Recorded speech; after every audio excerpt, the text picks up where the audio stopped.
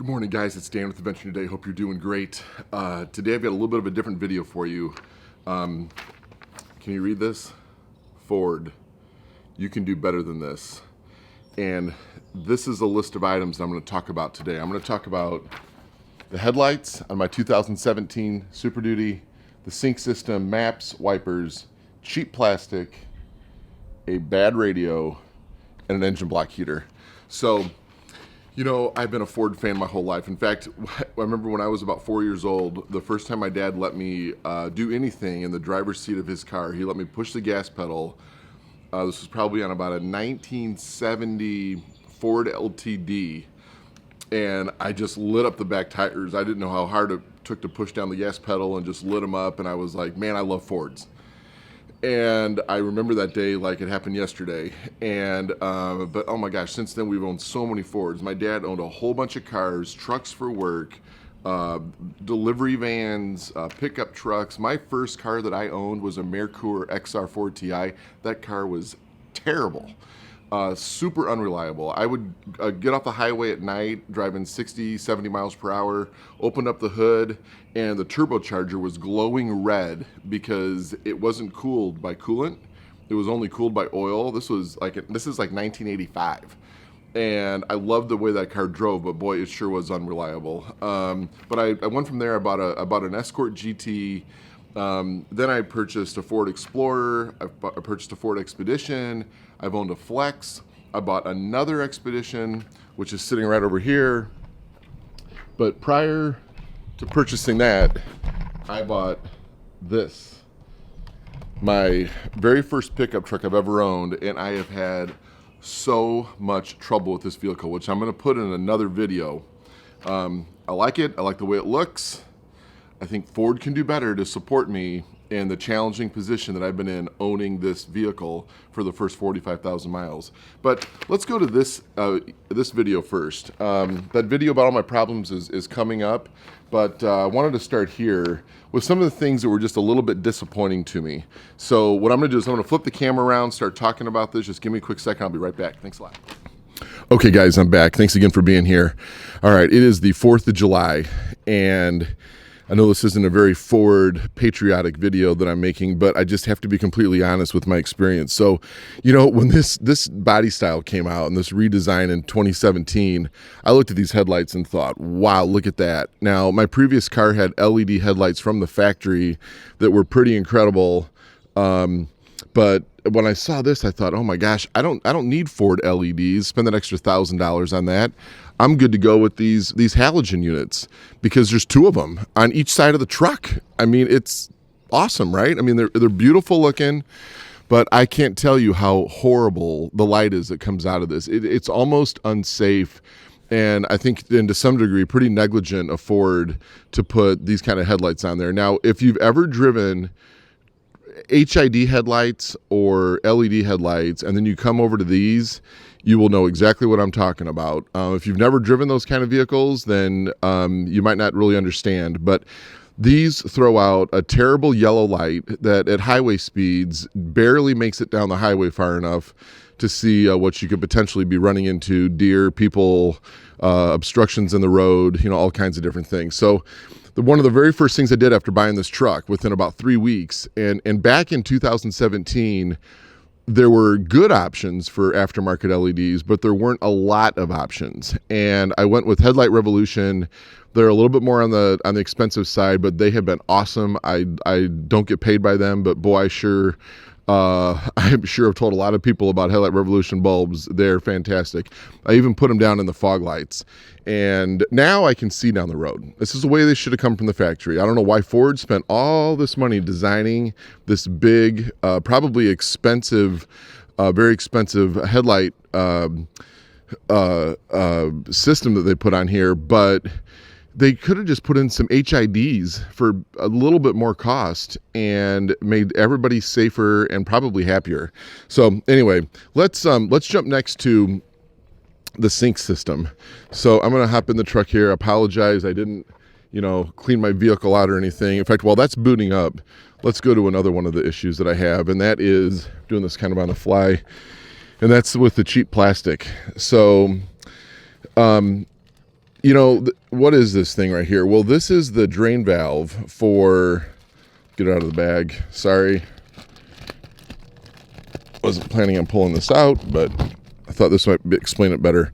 So this is the valve for the water separator on the truck, and it is held in by these teeny tiny plastic pegs on each side of it. Would you believe that I'm on my fourth one in 45,000 miles? That is not a joke.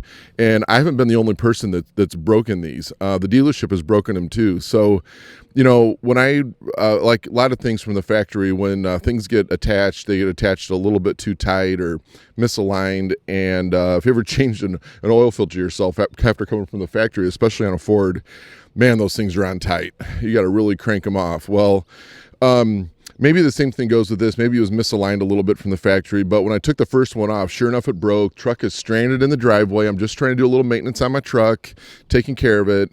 So I got to run to the dealership. They don't have one of these in stock. Got to order it. Got to wait till the next day while my truck is just sitting there stuck and I can't drive it in the driveway. So then I'm at the dealership for some other problems I'll talk about here in my next video. And the dealership tells me that, hey, you know, you need to change your fuel filters on these diesels every 15,000 miles. And I'm sitting there with about 13,000, maybe 13,500 on the truck. And I'm like, all right, we'll go ahead and change them. $300 later, I get the truck back and I'm pulling into the driveway and I'm noticing fuel leaking out of my truck. And I'm like, what is going on? So I get up underneath there and the dealership has put a broken valve on my water separator. So the peg right here, this peg was broken off and it was just barely sitting in there like this. And that's how they sent me away. So the other thing Ford has done with cheap plastic is this is the 2018 Ford Expedition, and they're using an oil drain valve made out of this exact same plastic. And the hole coming out of the oil pan is huge. It's not the normal sized hole that you see on oil pans. It's huge. So when you screw this thing off, you get about 6 quarts of oil that come out of that thing in 20 seconds. You got to be ready for it. Otherwise, you've got a huge mess in your driveway or in your garage, which is what happened to me the first time. But you know, since then, I've heard they put metal, at least maybe on the F-150s, on the 3.5 EcoBoost, they've gone back to a metal drain plug, but not me. I'm stuck with this for the lifetime of the truck, and Ford won't do anything about it to remedy the situation. So anyway, cheap plastic, buy these. If you're going to make the decision and take on the challenge of owning one of these Super Duty trucks, make sure you've got 2, 3, 4 of these sitting with you at all time. Don't leave them at home if you're traveling. Take them with you. Trust me, I would do that, because if that thing breaks on you while you're gone, you're really going to wish that you had it. So, of course, the sink is timed out here. So anyway, I'm gonna, and again, apologize about my truck not being perfectly clean. I just decided to, you know, make this video here this morning. Okay, so while this is booting up, I'm going to tell you about what the problem I'm having with the sync system. Now, my dealership has always recommended that if there's a sync update, that you should update that as soon as you can, because you've got the latest and the greatest, and Ford addresses problems with these sync updates, that the bugs get worked out, all that stuff. Well, I never, ever, ever should have upgraded my sync system. I never should have taken my dealership's advice to do that. I should have stuck with the system that I had before, which worked fine. Sorry about that.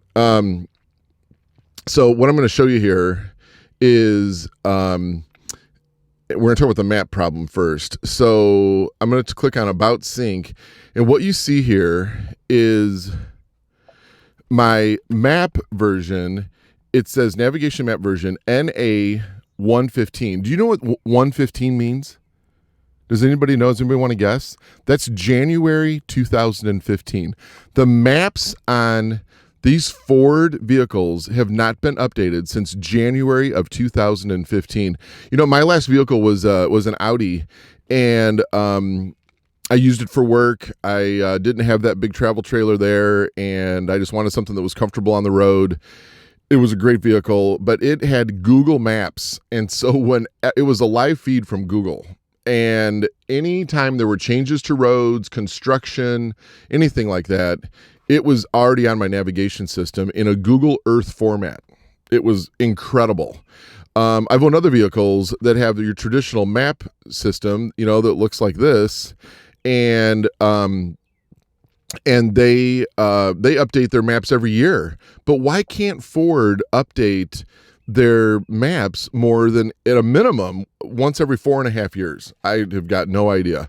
In fact, and just to make sure that I'm not being stupid here and saying things just flying out of my mouth that aren't true, I made sure that there were no updates available for my truck as of July the 4th, 2019. There are no updates.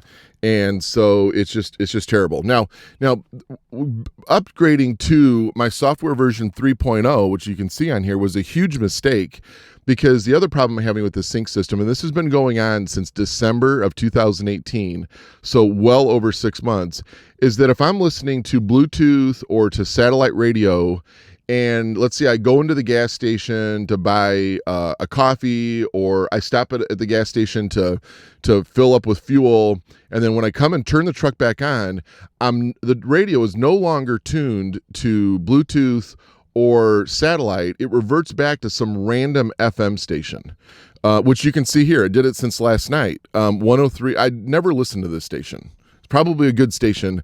I never listened to it though. I always listen to either satellite or to my Bluetooth on my phone. So I've had to reset my input setting no less than probably 750 times in the past 6 months. My dealership has known about this. Last time I contacted them, they don't even respond back to my emails anymore about it. They just ignore me. And I'm nice to them, and I'm just trying to figure out when I can get my radio fixed, but they choose to just to ignore me. So anyway, so there's a couple of the items. Now, as we're going down my list, we've talked about the sync system, we talked about maps. Let's talk about the wipers real quick. Can't forget about this. So, I don't know, when did wipers start getting installed on vehicles? Was that in the 20s, maybe the 30s, something like that? It's been probably 80 years. And since then, there's been a lot of developments in windshield wipers. One of them has been the auto rain sensing feature. I've had probably 12 vehicles that have had that feature, and none of them have worked as bad as this truck right here and that SUV over there. They are highly, highly sensitive. So if we get a little bit of a mist and you've got the auto setting on, these wipers go into, at a minimum, your regular speed, when they should be going, maybe swiping once every 20 seconds. They go into a regular speed, or sometimes they go into the high speed, and you can't even use it. It's not even usable, in my opinion. There's a thread right now on Ford Truck Enthusiast about this, and nearly everybody on that thread is saying that either they don't use it, don't like it, it doesn't work right, or if they've got a little bit of a lower threshold to how their wipers work, they may be using the auto setting, but they're using typically the lowest setting. There rarely is anybody moving beyond that, right? I think there's one or two guys that say they're using more than that, and I'm sure they're being completely honest, but they must have a real need to swipe every single drop of water off their windshield. Not criticizing them whatsoever at all. I'm just saying their threshold is a lot different than probably the average person. So anyway, huge problem. Somewhere along the line, I paid for that feature on my truck, and I don't get to use it because there's no way to adjust it. There's no solutions. The dealership's got no answers. So that's the wipers. We talked about cheap plastic. Let's talk about the last two things. The first one is what I have titled on here, piss poor radio. Now, I'm not talking about radio reception. I've put in a stubby radio antenna. It works great. I get great radio reception off of that. And the few times that I need to listen to FM or AM radio. But what I'm talking about is everything coming out of these door speakers. So the Sony system, which Ford has been using Sony for a long, long time, it's just an embarrassment that on a truck like this, they would install a stereo. I mean, this is a $70,000 truck, and the sync system was terrible. So this is another thing I had to go out and spend about $350 on to make some improvements. Here are the problems with the Sony radio. And so if you're considering about buying one of these in the secondary market, and I think the B&O system addressed a couple of these issues, but it's still not great. And I know it's a truck. I mean, you're not looking for like a $5,000 B&O stereo that you might find inside of an Audi or a Mercedes or something like that. But we just want like a decent sounding radio, right? Something that you can turn up a little bit, maybe to halfway, and not get completely drowned out. So that's what the problem is that your bass and everything just gets completely drowned out. Number one, because these speakers are cheap that come on from the factory. They've got really small batteries. They're not very strong at all. If you can see back here, that's the subwoofer. I think the position of it's pretty good, but it's got no power at all. I mean, next to none. Sometimes I wonder if it's even hooked up.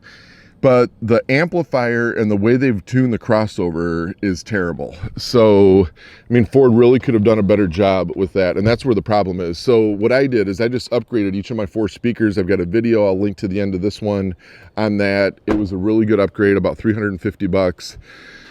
I do wish I had a little more bass coming from the back. I mean, I've got decent bass. I've got pretty good bass, but I do wish, if I'm being super critical, better. But even if they just delivered from the factory what I created here for an extra $350, most complaints about this radio would be gone. So, and then this is the last one right here. Okay, the engine block heater. Guys, I'm telling you, this is just absolutely ridiculous. There is nothing fancy or complicated about a block heater.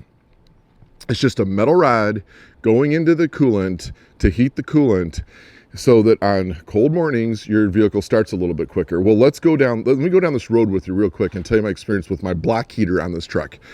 So I got this truck in September of 2017, and about November we got a couple of cold days. I thought, well, I'm going to see if this block heater works. Plug it in for about 3 hours and come back out, and nothing. And I'm like, what's going on? I go and check the coolant on there. Nothing's moved. And so I find out my GFI blew. I'm like, man, that stinks. So I reset it. I got to take off and run some errands or go to work or something like that. Come back the next night, and I thought, well, something's wrong with the GFI. Maybe it wasn't set or something like that. So I reset it, plug it back in the next night. Same thing the next morning. Nothing, right? And so I'm like, well, I got something wrong with my block heater. How can there be a problem with the block heater? It's just a wire going to a metal rod into the engine, and it creates resistance, which creates heat. And there's nothing to it. It's just a really simple piece of technology. Well, the dealership tells me that I've got a bad GFI at home. So that took a one-night stay at the dealership to tell me that. So I replaced the GFI. It's still tripping. I thought, well, maybe I got a bad GFI. So I go back to Lowe's, buy another GFI, pop that one in. Now I've got about, 3-4 hours invested in this whole thing with trips back and forth to the dealer and Lowe's and so forth. Still tripping the GFI. Go back to the dealership. They swear there's something wrong with my house, like the fuse box is bad or whatever. So I hire an electrician. Electrician comes out, pay him about $175. He goes through the whole network inside this garage right here, which is about 4 years old. Everything is nearly brand new in here. And he's like, nope, nothing's wrong. Everything's great. Everything is good. Must be something wrong with your truck. Go back to the dealership. There's something wrong with the block heater, guys. They're like, nope, sorry. So I just quit using it. I'm just get frustrated. A whole winter goes by, and the summer, everything, get back to the winter time, and I want my block to be warm. I'm $70,000 truck. You should expect to have a block heater that's working decently. So this is about when the recall comes out on these things. I can't remember the exact dates, but it was right around this time. And they put dielectric grease on it, and they check it out to make sure it doesn't cause fires and everything like that. And still having troubles with it.